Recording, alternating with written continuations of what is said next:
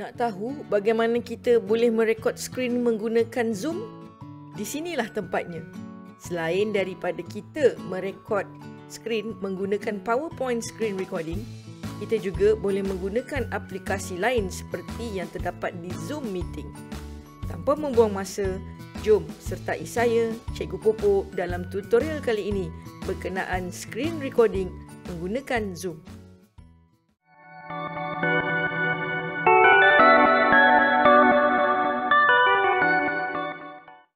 Langkah pertama yang perlu kita buat adalah pergi ke laman zoom.us.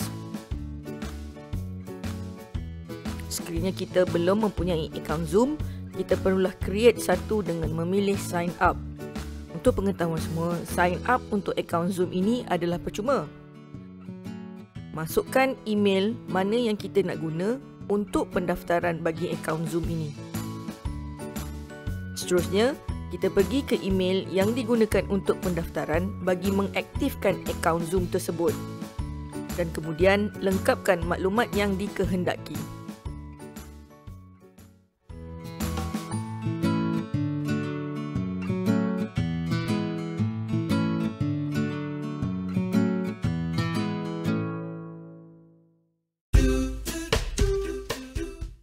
Pilih skip this step untuk don't Zoom alone. Dan kemudian klik Start Meeting Now. Cikgu-cikgu akan dibawa untuk kita download Zoom Client Apps.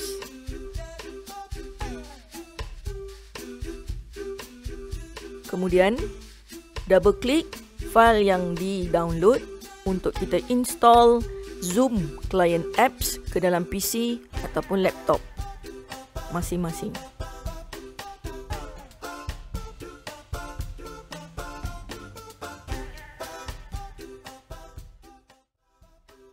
Baiklah, setelah kita sign up akaun Zoom dan install Zoom client ke dalam laptop ataupun komputer masing-masing, cara untuk kita record screen menggunakan Zoom adalah kita pergi semula ke akaun kita di zoom.us.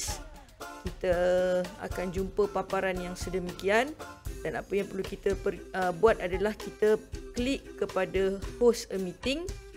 Okey, jangan risau, host a meeting bukan kita nak buat meeting. Kita cuma nak ambil screen share only.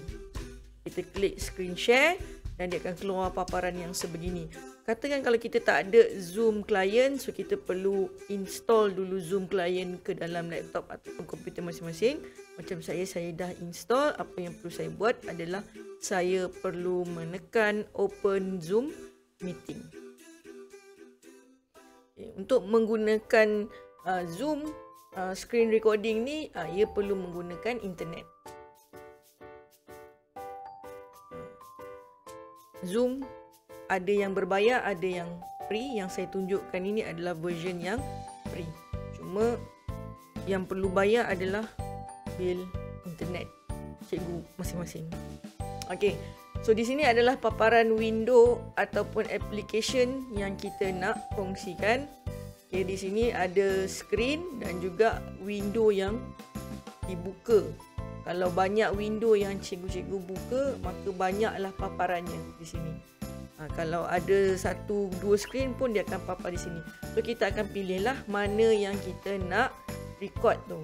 Macam saya nak tunjuk contoh sekarang, saya nak record paparan window PowerPoint. So apa yang saya perlu buat, saya klik kepada PowerPoint punya window dan saya klik share. So dia akan keluar kat sini. Apa yang keluar? Yang kita nak, inilah benda ni. Ada bahagian audio, ada bahagian kamera, video dan di bahagian more ni. More ni yang kita akan guna untuk kita record screen kita. Kalau kita nak record kita punya PowerPoint, kita kena pergi ke more dan kita record. Untuk masukkan muka kita dalam screen recording pun boleh, adalah dengan menekan ikon ni, kamera ni. Di sini adalah selection of camera yang ada pada laptop ataupun komputer cikgu masing-masing lah. Macam saya ada banyak kat sini. saya akan pilihlah mana yang saya nak guna untuk masukkan muka saya ke dalam recording menggunakan Zoom ni. So, saya akan tunjuk cara bagaimana muka kita boleh ada dalam paparan screen recording ni. Okey, caranya seperti yang saya cakap tadi, kita pilih selection kamera mana yang kita nak guna untuk snap kita punya muka dan dimasukkan dalam screen recording. Macam saya pilih yang face rig virtual camera, dan apa yang perlu kita buat seterusnya adalah kita klik pada start video ni supaya kamera diaktifkan, dan kita pergi ke bahagian more dan kita klik show video panel. Di sini akan keluar. So apa yang kita perlu buat, kalau rasa ni terlalu kecil paparannya, kita boleh drag untuk nampak lagi besar, dan kita boleh laraskanlah kedudukan ni kat mana kita nak letak kita punya muka tu. Apa yang perlu kita buat selepas tu adalah kita perbesarkan kita punya PowerPoint menjadi slideshow, dan kita akan mulakan recording. So, bila kita start klik record, dia akan tanya join audio ataupun continue without audio. Kalau rasa nak record tanpa suara, so kita akan continue without audio. Kalau rasa nak ada suara dalam video yang screen recording kita, kita akan klik join audio. Saya akan tunjuk join audio. So join with computer audio, dan pastikan yang ini tadi, pastikan dia unmute, dan kita boleh mulakan rakaman kita. So saya cuba.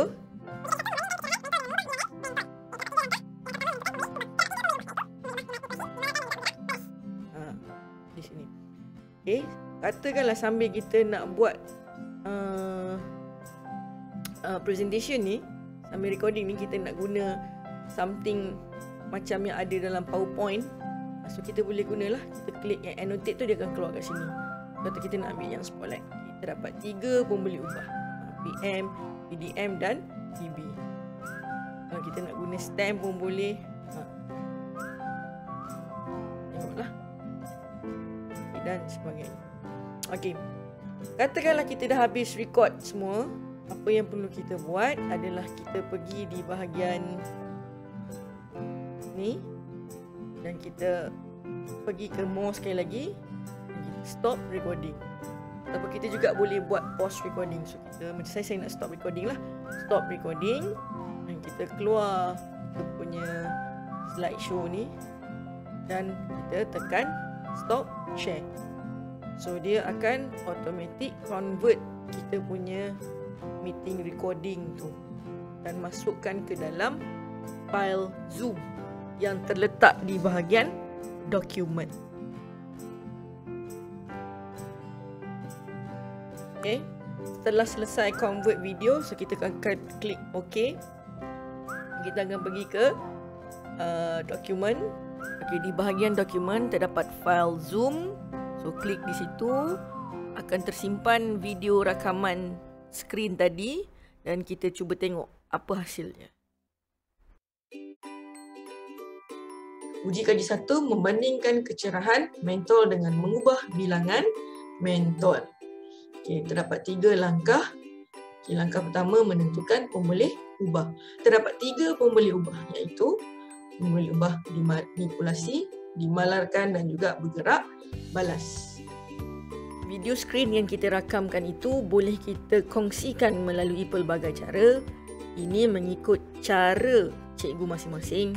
Ada yang kongsi direct di aplikasi WhatsApp ataupun Telegram.